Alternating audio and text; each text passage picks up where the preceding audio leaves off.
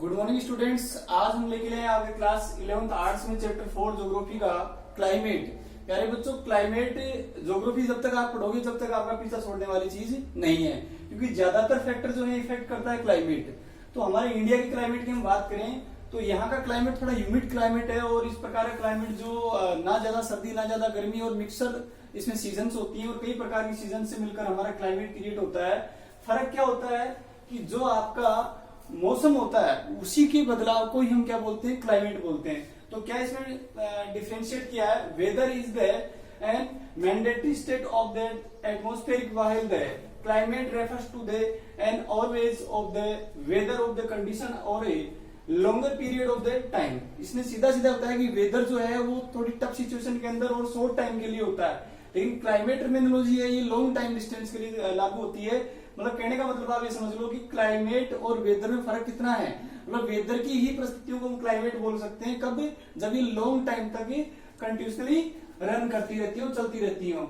और बताया weather change quickly may within a day week, but climate change and impressively in may be and noted after 15 year और even more. क्या बताया कि weather जो आपका पल पल बदल सकता है। आपने गाना तो सुना होगा, मेरे यार बदलना जाना मौसम की तरह। तो मौसम जो है बदलता रहता है, और ये 1 डे में बदल सकता है, 1 वीक में बदल सकता है, 1 मंथ में बदल सकता है। लेकिन क्लाइमेट जो है लगभग 50 ईयर्स या और मोर देन 50 ईयर्स भी लगभग जो है चालू रह सकता है। तो कह सकते हैं कि किसी भी पर्टिकुलर प्लेस के ऊपर बहुत लंबे समय तक चलने वाली जलवायु परिस्थितियां या मौसमिक परिस्थितियों को हम क्या कह सकते हैं, क्लाइमेट या जलवायु कह सकते हैं। फिर बताया unity and diversity in the monsoon climate, और इंडिया मानसून क्लाइमेट के अंदर आता है, और इसके अंदर यूनिटी और डाइवर्सिटी है। इसके अंदर बहुत सारे डाइवर्सिटी क्यों है, क्योंकि यहाँ पर अलग अलग जो हमारा फिजियोग्राफी डिवीजन है वो डिफरेंशिएट कर पैदा करता है। इसके अंदर बताया factor and determining of the climate of India, कौन कौन से फैक्टर हैं जो इसको इफेक्ट करते हैं। फर्स्ट फैक्टर बताया लेटीट्यूड। लेटीट्यूड एक्सटेंट जो इंडिया का है यहाँ के क्लाइमेट को चेंज करने के लिए सबसे बड़ा रोल प्ले करता है। अब आप देखिए जो इक्वेटर लाइन है जो 0 डिग्री पे एग्जिस्ट करती है, यहाँ सनरेज सीधी पड़ती है, और सनरेज सीधी पड़ेंगी तो यहाँ का टेम्परेचर जो लगभग 0 डिग्री से लेकर 10 डिग्री तक क्या रहेगा, हेवी टेम्परेचर रहेगा। और यहाँ पर अप्रोक्सीमेटली 50 to 60 डिग्री सेंटीग्रेड तक तापमान रहेगा। लेकिन जैसे जैसे अपन ऊपर चले जाएंगे तो इंडिया की सिचुएशन क्या है, इसके बीचों बीच से कौन सी लाइन गुजरती है, यहाँ कैंसर लाइन इसके बीचों बीच डिवाइड करती है इसको 2 पार्ट्स में। तो ये 23.5 डिग्री लेटीट्यूड पे स्थित है, और इस कारण यहाँ पर जो सनरेज है वो साल में एक बार सीधी चढ़ती, बाकी लगभग वर्टिकल होती हैं। इस कारण यहाँ का टेम्परेचर क्या रहेगा, इससे डाउन रहेगा।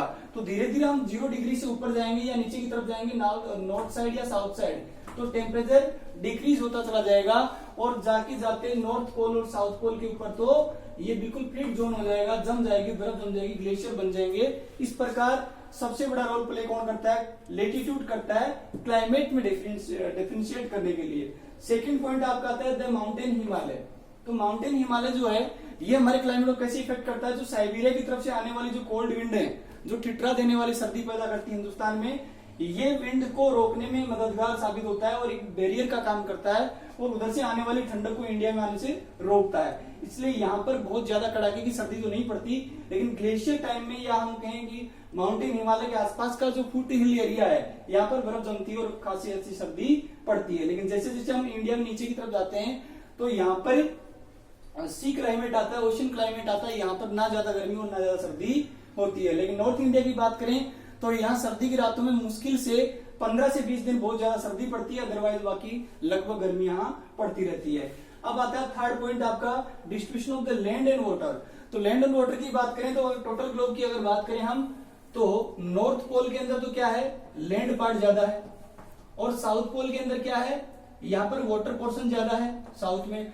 तो यहाँ पर जब वाटर पोर्शन ज्यादा होगा तो बिल्कुल जो भी विंड चलेंगी, हवाएं चलेंगी, वो ना बहुत ज्यादा गर्म होंगी ना बहुत ज्यादा ठंडी होंगी। इसलिए यहाँ का क्लाइमेट बहुत ज्यादा चेंजेबल नहीं होगा, यहाँ के मौसम में बहुत ज्यादा बदलाव नहीं आएंगे। लेकिन नॉर्थ पार्ट जो हमारा है इसमें लैंडफॉर्म ज्यादा होने की वजह से मिट्टी की एक विशेषता होती है कि बहुत जल्दी तो टेम्परेचर से वो गर्म होती है, बहुत जल्दी ठंडी होती है। इसलिए डे नाइट का टेम्परेचर जो है उसमें बहुत ज्यादा डिफरेंशिएट पैदा होता है।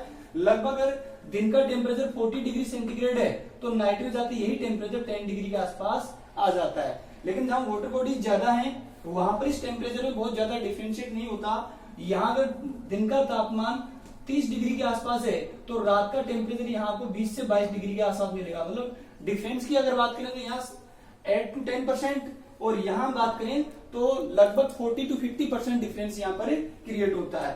तो कुल मिलाकर हम कह सकते हैं कि वाटर बॉडी और लैंड बॉडी के हिसाब से भी हमारा जो क्लाइमेट है वो क्या हो जाता है, चेंज हो जाता है, इसमें डिफरेंस आ जाता है। फिर आता है एल्टीट्यूड। एल्टीट्यूड की बात करें तो एल्टीट्यूड टर्मिनोलॉजी है चढ़ाई के लिए या ऊंचाई के लिए ली गई है।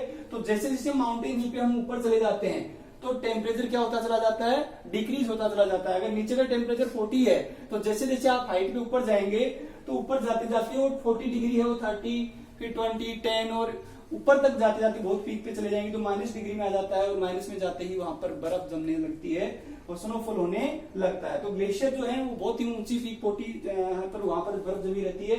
जैसे हम हिमालय की बात करें तो ये ग्लेशियर जमने का सबसे बड़ा कारण यहाँ पर टेम्परेचर का या एल्टीट्यूड का डाउन होना होता है। अब आता है रिलीफ।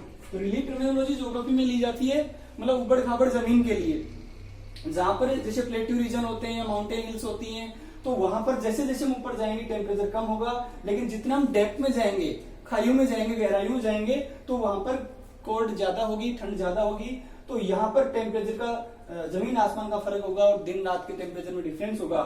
इसलिए ये भी चीज क्या करेगी, रिलीफ भी जो है आपके क्लाइमेट को इफेक्ट करेगी। तो ये कुछ मेन टर्मिनोलॉजी थी जो आपकी क्लाइमेट को क्या कर रही थी, इफेक्ट कर रही थी। तो ये टोटल फैक्टर जो मिलाकर हमारी क्लाइमेट को चेंज करते रहते हैं। लेकिन फिर भी मैं आपको बताऊं कि क्लाइमेट हर बार बदलने वाली चीज नहीं है। ये लंबे समय तक 20 से 30 साल 50 साल तक होने वाली सेम सिचुएशन को हैंडल करने वाली चीज होती है क्लाइमेट। और मौसम जो है पल पल बदलता है, बार बार बदलता है मौसम। तो मौसम का ही नाम क्लाइमेट है, लेकिन सिचुएशन क्या है, मेन फर्क ये हुआ कि ये क्विकली चेंज होता है और ये लॉन्गर पीरियड में जाके चेंज होता है। तो मेरे ख्याल से क्लाइमेट आप अच्छे से समझ गए होंगे। बाकी जो है इसके बारे में डिस्कस नेक्स्ट क्लास में करेंगे।